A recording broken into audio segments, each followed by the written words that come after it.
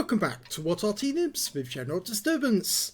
This is an E25, it's a tier 7 German premium tank destroyer. It's located on the assault team on Siegfried Line, the attacking swarm, and it's also under the command of BAKED123456. Well, it's another replay where I'm afraid the sound has let us down. No sound from the actual engines of the vehicles, but we do hear the sounds of the guns. Now, I'm familiar with this tank destroyer now because somebody, Nexit64, gifted one to me and I've been playing it. But this game is from BAKED123456, and if you remember him, he's the gentleman who had the incredible game in the Sherman Jumbo on Erlenberg. In this game, it's Siegfried Line in the E25, the cockroach. Oh, his first shot goes into a Type 58, second one does as well, third. Oh, that one went over the engine deck. Oh, he's got another one, and he blind fires this last shot. Now, it's a 75mm gun, and he's got a very quick reload as well. 2.39 seconds is the actual, but it's 2.88 by the book, so he has improved that. Probably got a rammer. That certainly helps reduce the reload time. He's also using premium consumables in the form of chocolate. And for some reason, he's also chosen to use a camo net. But the thing is, this little tank has got such good camo qualities, it really doesn't need a camo net. In fact, the best way to handle this one is just to have binos, a rammer, and vents to actually improve the skills of the crew. But, well, everyone to their own choices. So, what can I say about the E25? Well, Entwicklung 25, it's part of the Entwicklung series of tanks. They were going to build this as the replacement to the Hetzer, but it never came to be. It's a very low tank, not very tall indeed. And it doesn't have much in the way of armour, which is one of the reasons why it moves so quickly. 65 kilometers an hour forward speed and 20 in reverse. Nice shot on the Super Hellcat, and the second one kills him. Now the gun, as I said, is a 75mm. It's capable of doing 135 alpha and penetrates 150mm of armour with standard ammo. And with the premium rounds, the APCR goes through 194mm. You can see the Baked is using only the AP to start with, because basically that's all he needs to use. Most of these tanks have very low armour. It is a tier 7 game and tier 6 tanks in it, so he does have some tanks out there which are very, very thin. That one is a particularly strong one, that's a T29. Oh, AMX 1375, very weak armour on those things. Just waiting for him to pop out again. He's in the town, not outside it. Oh, now that guy, the VK3002M, the Panther prototype, is right on the edge of town, and it looks like the KV2 is right in the centre of town actually. Now, as this is an assault battle, he's only got 10 minutes. In fact, he's used up 3 of those already. Easily go through the armour on the VK. He's trying to work out where the guy is. That shell didn't hit home, but he can hit home with this one. And he does, right in the engine bay of the VK. And he's just going to town on this guy. He's trying to pull back into cover, and does so. There's the VK he hit earlier. Changed position. But he's turning that guy into Swiss cheese as well. Oh, just over the top of him. Now he's getting hits, and that's an AMD 178B who's, well, now out of the game. Trying to go for that Panther prototype again. Oh, gets it in. 2 more shots to kill, I think. He's not having to move far to get his damage. He's been sitting here for quite some time. He's got another kill. 3 kills now.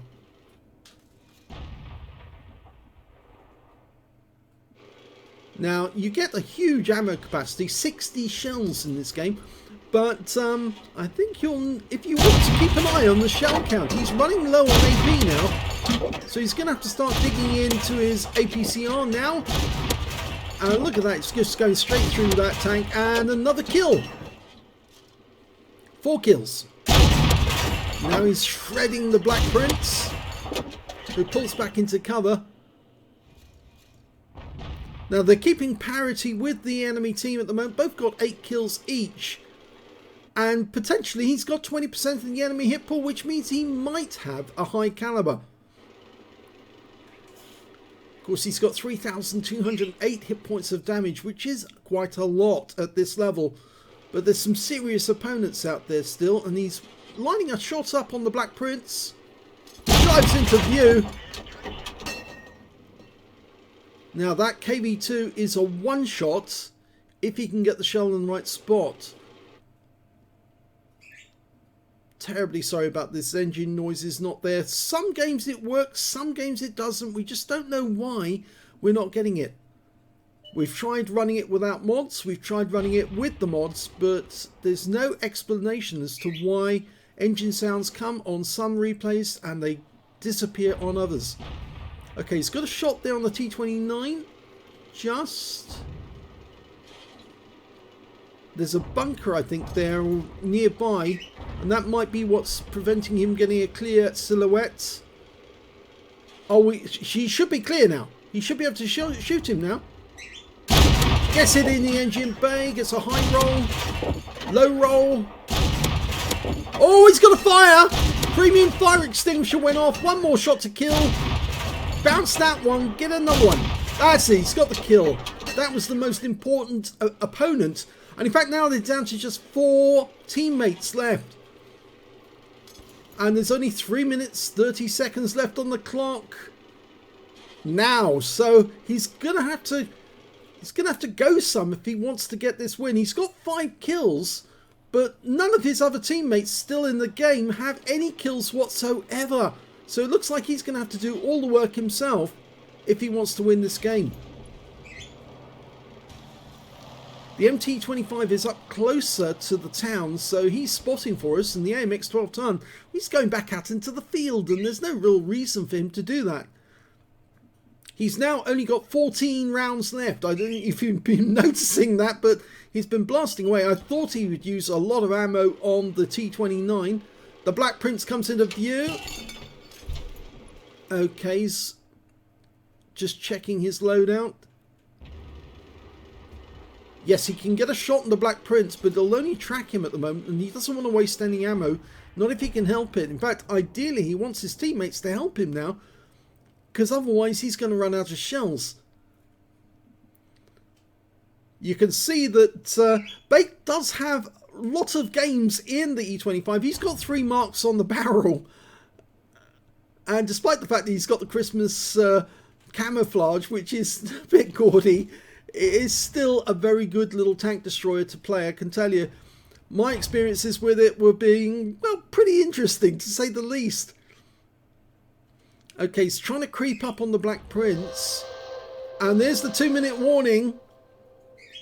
Now I have the feeling that what they're doing now is, well, they're trying to get to the cap area. There's the M44, fires his first shot in, get a kill.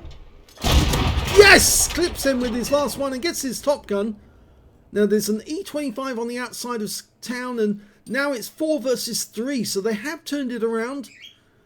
2 of his teammates have got kills, the Tiger P and the AMX 12 ton.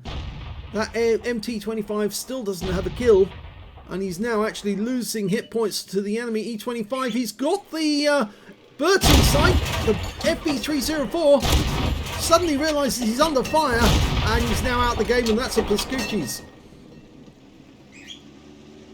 Okay, E25, close proximity, he's still got all his health.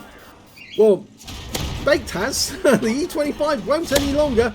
In fact, he just lost a lot to a RAM. And he gets the kill. He's only got 5 rounds left and 1 enemy to kill.